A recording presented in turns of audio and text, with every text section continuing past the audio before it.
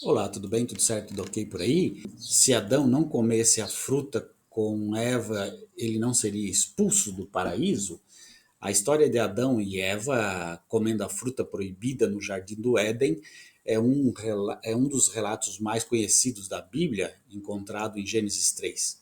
A questão sobre Adão não seria expulso do Éden se ele não tivesse comido a fruta com Eva e é complexa e depende de interpretações teológicas do relato.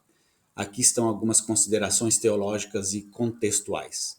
Responsabilidade individual. A Bíblia narra que Eva comeu a fruta primeiro e depois deu a Adão, que também comeu. Gênesis 3, versículo 6. Ambos foram responsáveis por suas próprias ações.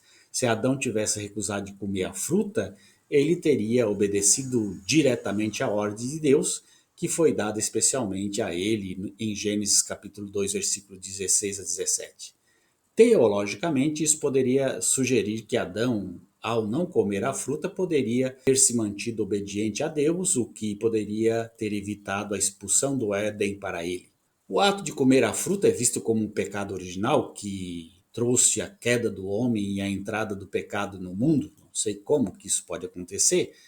Lá uma frutinha no meio do nada, alguém decide comer essa fruta que Deus criou o homem e a mulher em perfeita condição, porque ele é perfeito.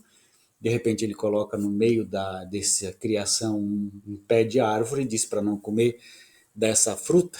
E de repente surge uma cobra falante que incentiva a Eva a comer essa fruta. A Eva come e Adão come e os dois pecaram. E o pecado dos dois servem para nós até hoje.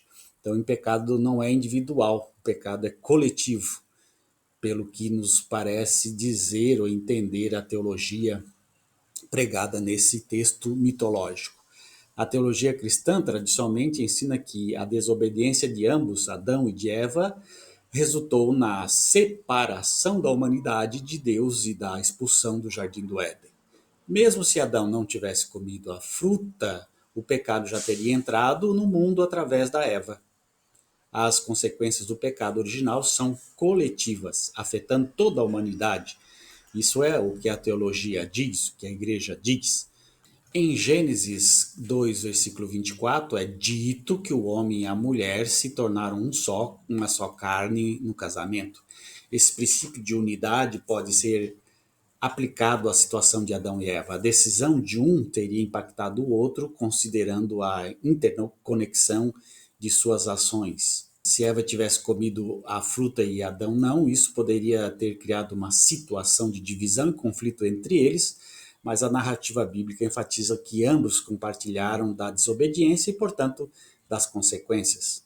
Soberania e plano de Deus, muitos teólogos acreditam que a queda foi parte do plano soberano de Deus para a redenção da humanidade através de Jesus Cristo. Então você vê a loucura. Deus cria tudo perfeito, põe lá a árvore, Adão e Eva comem do fruto, seria meio idiota se o narrador que criou a história colocasse que só Eva comeu o fruto, porque daí colocaria aí mais fogo na história, mais dificuldade de entender a história. Então, o narrador tinha que dizer que os dois comeram do fruto. E isso faz parte do plano de Deus. Então, Deus cria o homem perfeito, faz o homem pecar para mandar o filho dele para morrer na cruz para salvar o homem do pecado que Deus mesmo cometeu, que Deus mesmo trouxe ao mundo, que Deus mesmo colocou no jardim.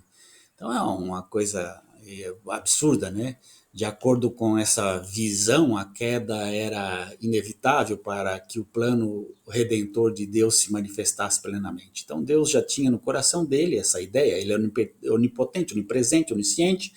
Então Deus criou e disse que tudo estava perfeito e colocou essa árvore e colocou essa cobrinha convenceu a Eva e convenceu Adão e os dois pecaram e a humanidade sofre a eternidade com isso aí, o tempo que a humanidade está no mundo está sofrendo as consequências do pecado de Adão e Eva, que é um absurdo, né? Duas pessoas pecaram e todo mundo tem que pagar por eles, mas isso fazia parte do plano de Deus, porque Deus queria era mandar Jesus para ser morto, o filho dele, e assim redimir o homem do pecado. Então, para que existiu o pecado? Por que não deixou Adão e Eva no paraíso sem a necessidade do pecado? Parece que Deus criou o homem para fazer esse plano idiota. Que plano mais imperfeito, idiota é esse de Deus? Mas é isso, né? A Bíblia é cheia de coisas idiotas, cheia de mitos, e as pessoas não estudam e aí só dizem amém. Isso sugere que, independentemente das ações específicas de Adão e Eva, a redenção e a restauração eram parte do propósito de Deus. Em resumo, a hipótese de Adão não ser expulso se ele não tivesse comido a fruta com Eva envolve muitas nuances teológicas e especulativas. Não fazia parte do plano do escritor quando fez isso, no tempo sacerdotal, quando os sacerdotes queriam que um Deus fosse adorado e esse Deus fosse adorado no templo, por isso inventou-se essa história do Adão e Eva. Não é? Adão e Eva pecaram, Adão e Eva deveriam ser mortos, Deus é muito bonzinho e deu a eles uma chance. Se eles todos os anos prestarem cultos a Deus, fazendo um sacrifício de um animal no templo, eles poderiam viver mais um pouco. Era essa a ideia da historinha de Adão e Eva. A ideia dos sumos sacerdotes era que o povo não fizesse sacrifícios em igrejas ou templos espalhados pelo reino, mas que tivesse só um templo, o templo de Jerusalém, e que lá fosse feito o sacrifício. Por quê? Porque eles queriam ter o domínio sobre a população, sobre o povo, sobre os fiéis. Então a ideia é essa, olha, Adão fez um grande pecado, Eva fez um grande pecado, e nós temos que sempre no templo de Jerusalém fazer os sacrifícios para recebermos de Deus o perdão e mais um ano de vida. E essa historinha colou e as pessoas começaram a fazer o que os sacerdotes idealizaram nessa história, nesse mito.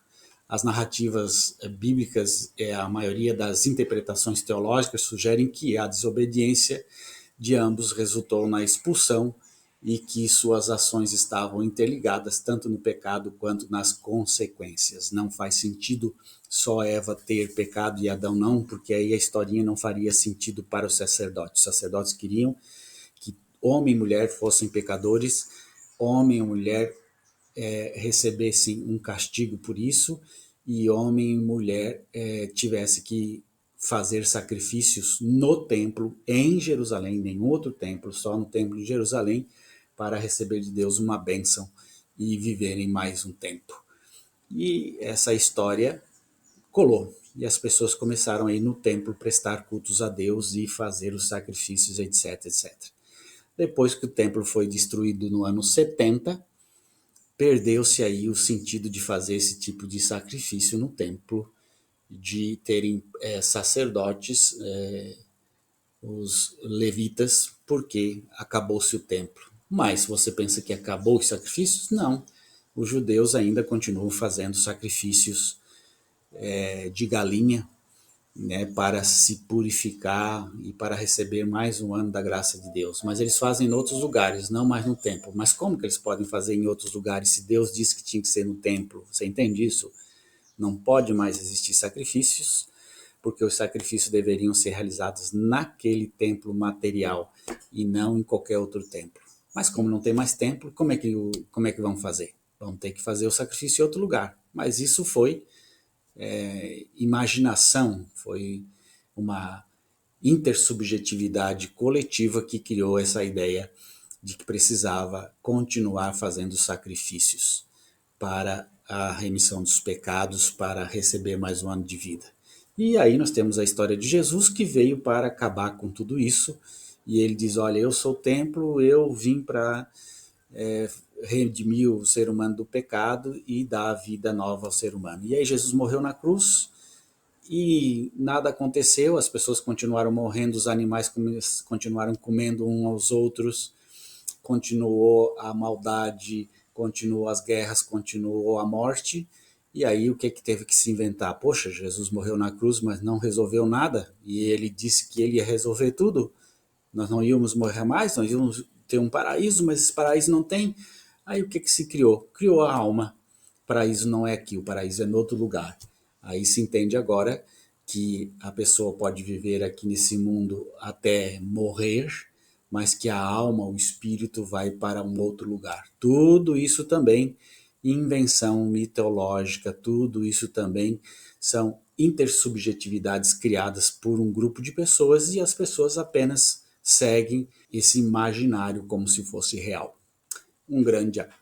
Um grande abraço. Tchau, tchau.